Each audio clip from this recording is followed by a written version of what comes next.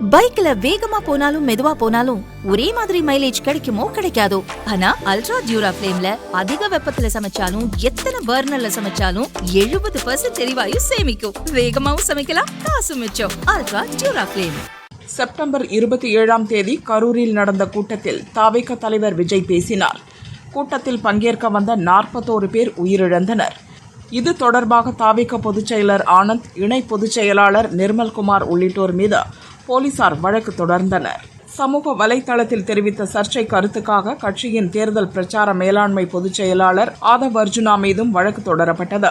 கரூர் சம்பவத்தை தொடர்ந்து தவிக தலைவர் விஜய் 1 மாதமாக வீட்டிலேயே முடங்கினார். வழக்குகளால் கட்சியின் மாநில நிர்வாகிகளும் தலைமறைவாகினர். இதற்கிடையே விஜய் கரூரில் பாதிக்கப்பட்ட குடும்பங்களை சந்தித்து ஆறுதல் கூற அனுமதி வழங்குமாறு தவிக சார்பில் டிஜிபி அலுவலகத்தில் மனு அளிக்கப்பட்டது. அதற்கு கரூர் மாவட்ட எஸ்பியை அணுகி அனுமதி பெறும்படி போலீஸ் தரப்பில் பதில் தரப்பட்டது. விஜய் கரூர் செல்ல போலீஸ் அனுமதி பெறும் முயற்சிகள் நடந்து வருவதாக தவிக நிர்வாகிகள் கூறி வருகின்றனர். இதை காரணம் காட்டி தலைவர் செல்வதற்கு முன் நாங்கள் செல்வது சரியாக இருக்காது என கூறி நிர்வாகிகள் கரூர் பக்கம் செல்வதை தவிர்த்து வருகின்றனர். ஆனால் நேற்று முன்தினம் முத்துராமலிங்க தேவர் ஜெயந்தியை ஒட்டி மதுரை மற்றும் ராமநாதபுரத்திற்கு ஆனந்த், நிர்மல்குமார் உள்ளிட்டோர் சென்று மரியாதை செலுத்தினர்.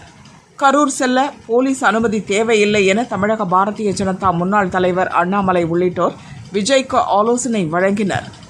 அதை விஜய் தரப்பு கண்டுகொள்ளவில்லை. ஆனால் மதுரை, ராமநாதபுரம் மாவட்டங்களுக்கு போலீஸ் அனுமதி இல்லாமலே மாநில நிர்வாகிகள் சென்று வந்துள்ளனர். மதுரை, ராமநாதபுரம் சென்றது போலவே கரூருக்கும் சென்று வர முடியும். ஆனால் போலீஸ் அனுமதி கிடைத்தால் மட்டுமே கரூர் செல்ல முடியும் என்பதைப் போல தவிகவினர் பிடிவாதமாக உள்ளனர். இதை திமுக, அதன் கூட்டணி கட்சி நிர்வாகிகள் மற்றும் நெட்டிசன்கள் சமூக வலைதளங்களில் கிண்டல் அடித்து வருகின்றனர்.